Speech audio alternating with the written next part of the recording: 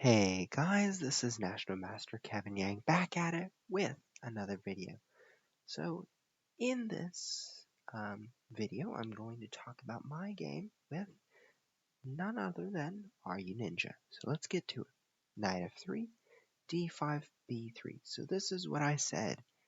It's a very beginner friendly opening. You bring your bishop out like this, you bring your pawn out, and maybe your bishop out to e2 or d3. It's very simple. The goal is not to control the center completely, but it's to get all the pieces out and prepare them for the middle game. So after c5, bishop to b2, e3, play d4 when black is threatening e5. So after e6, you play bishop e2, and here our friend Runinja played bishop takes f3.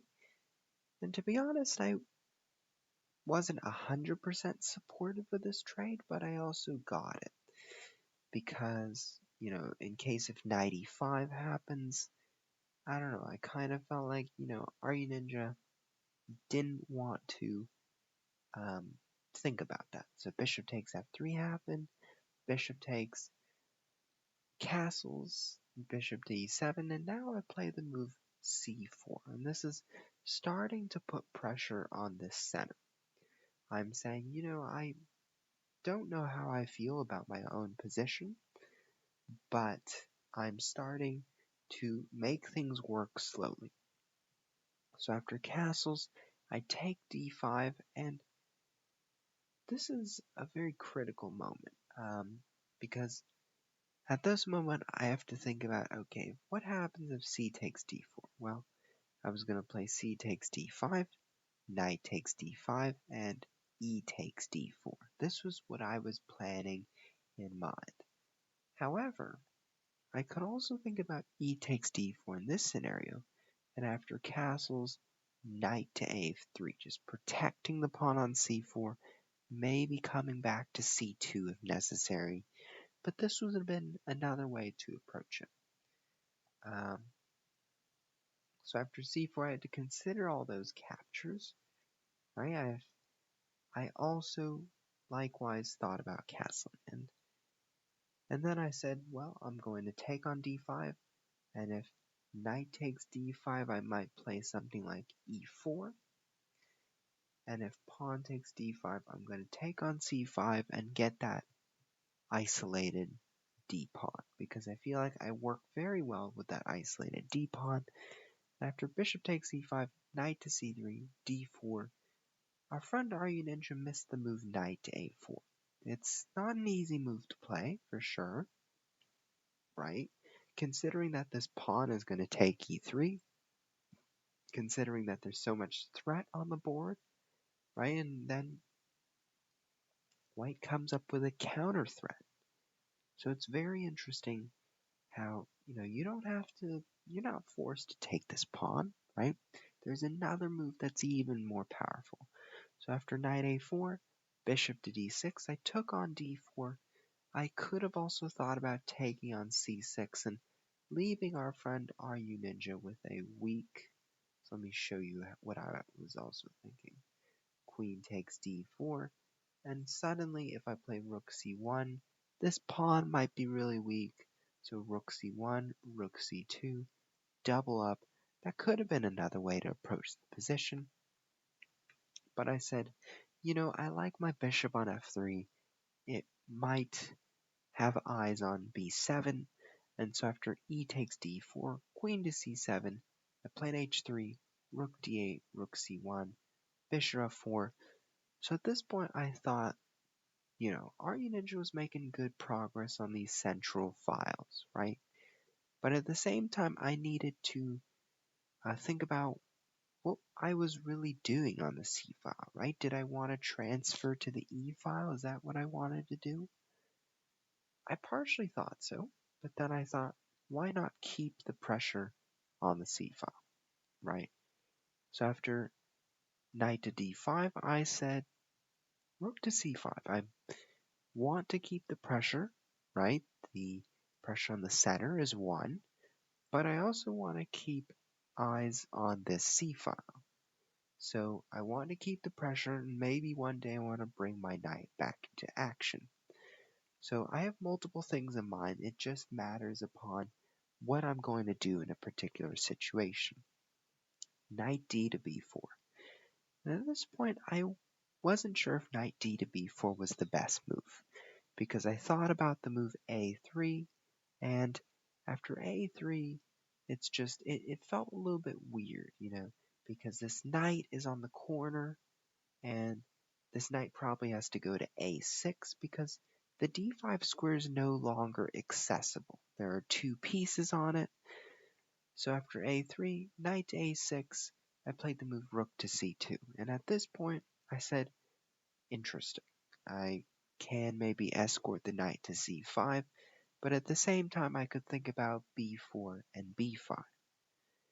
So after rook to d6, I really took a stab at the move d5. I wasn't sure if it was the right move, but in my heart, I said, wow, I like it because I know that my queen is pinned right now, that I cannot take the knight, but at the same time, I'm pinning our friend's queen, our Runinja. And so if the queen moves to b8, I'm going to move my queen to a1. After queen a1, knight d7, I'm going to have bishop takes g7. And all of a sudden, this is going to look really powerful. Rook to g6, bishop takes f8, and the move queen to d4. So I'm coming in, and after queen to h6, rook to e1, right, threatening the knight.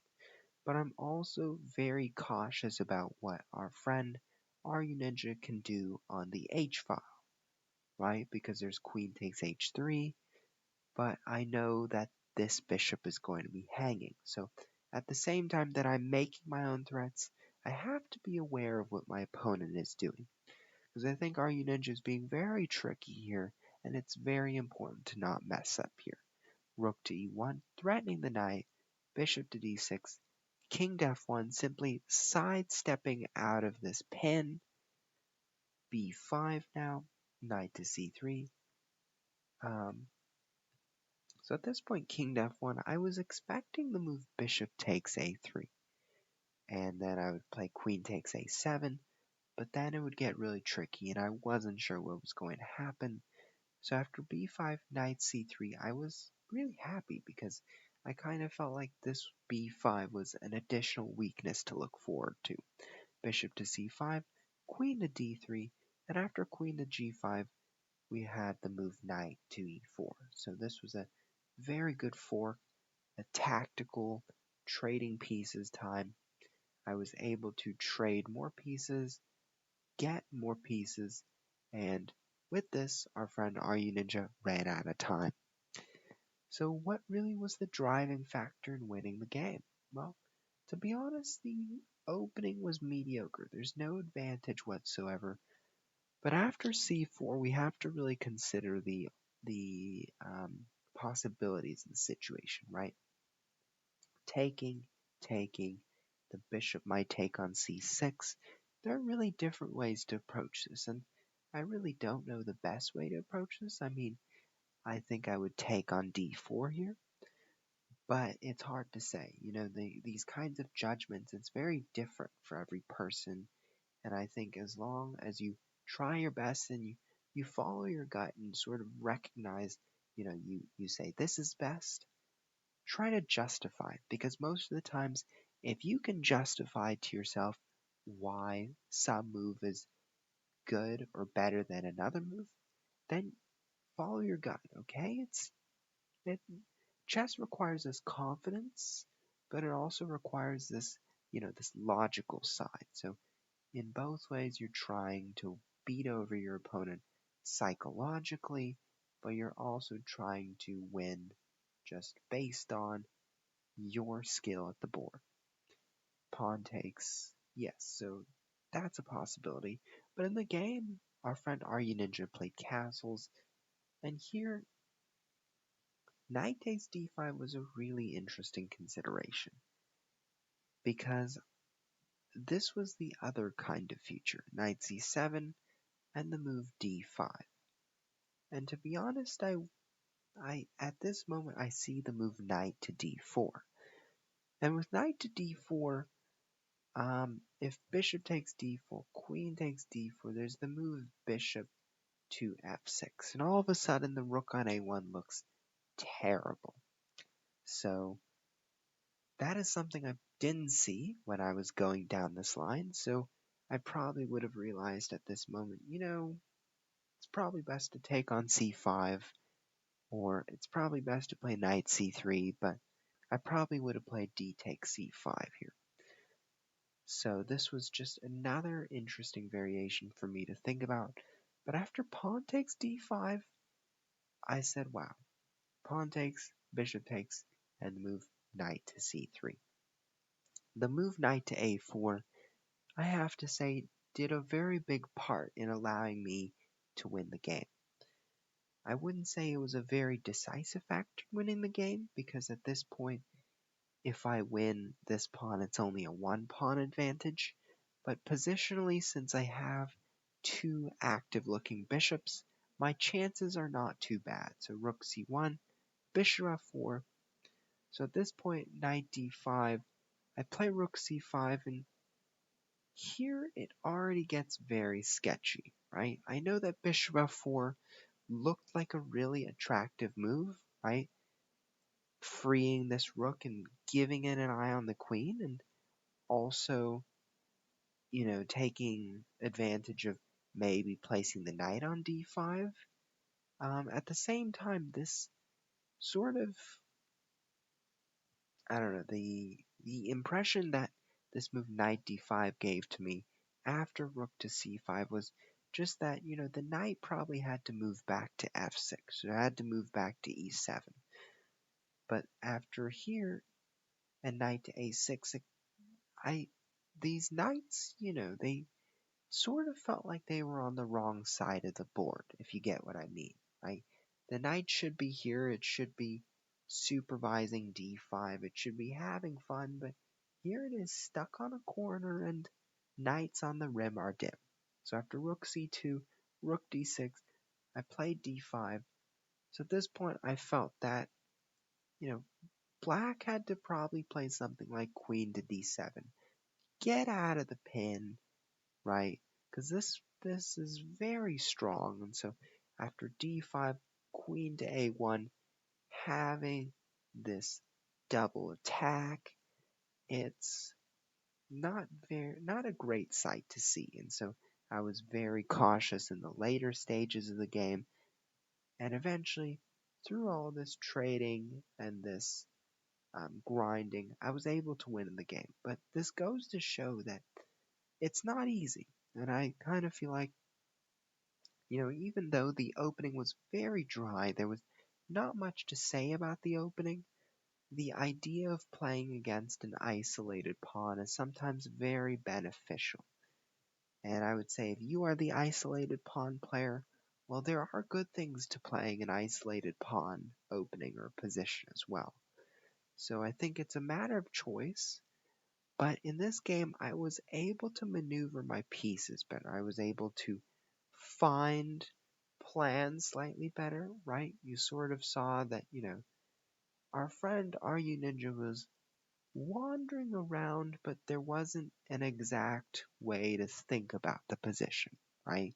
Like there was no intention to go, okay, I'm going to double on this file. I'm going to put some pressure on this e5 pawn. There wasn't any of that. It was mostly about, I'm swinging my knight around. I got to prevent this pawn. But eventually, as I was progressing, Runinja was looking around for opportunities, and as I say, time is of the essence, and in this game I sort of proved that time really plays a very important role. And so with that, hope you enjoyed it, and I hope you learned some strategy. If not, find your curiosity, find your passion for the game. If you don't like this game, don't like quit per se, but try it, because if you learn it for a long time and you like that it's challenging. I like that it's challenging, helps me calculate, turns my brain into a good brain. I'll see you next time.